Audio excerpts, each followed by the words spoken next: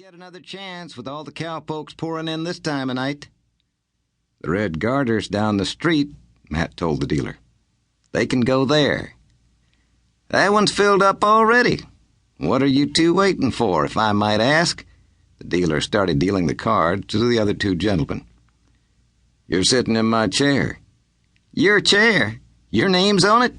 Nope, Matt answered as he paid for the drinks. Thanks. Then why do you say it's your chair?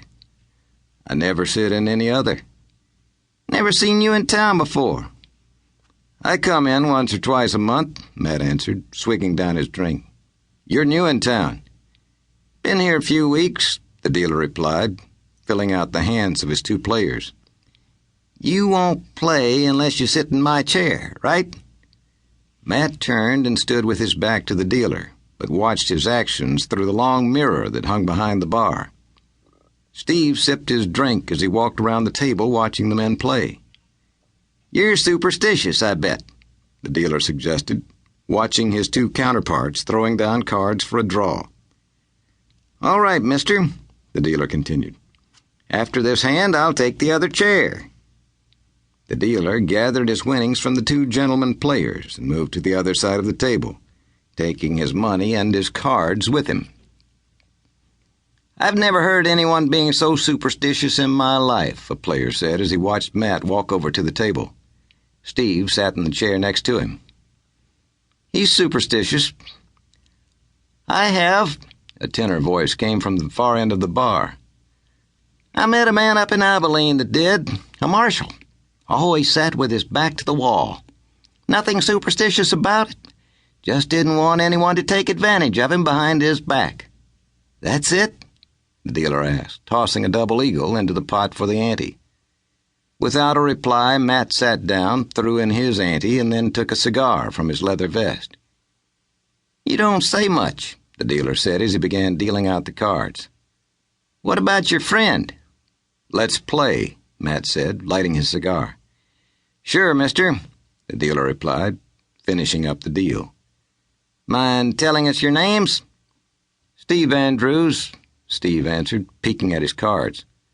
Matt Jorgensen.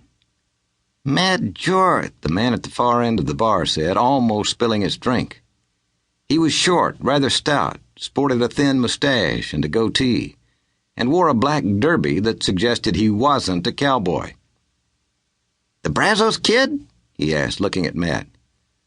Sometimes called in my younger days, Matt responded, with his eyes leveled to the man's hands dangling at his sides.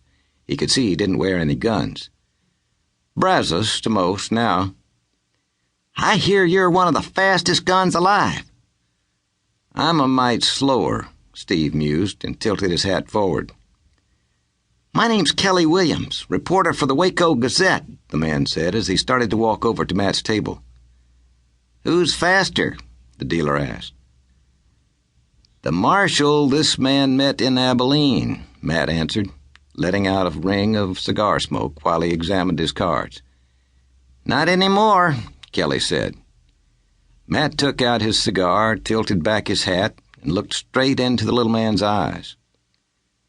What do you mean, Mr. Williams? The dealer asked, holding the deck of cards in both hands. He was killed in a saloon a few days ago. News just came in from the Abilene Journal. Ready for the morning edition. Who was killed? The dealer asked again. Kelly watched Matt's face grow in anger. He shot up fast and walked back to his seat at the bar. Matt threw his hand down on the table, rose, and walked over to the little man. What's his name? You know who I'm talking about, Kelly said, taking a nervous sip of his beer. Who? Matt demanded. Rod Best, the marshal in Abilene.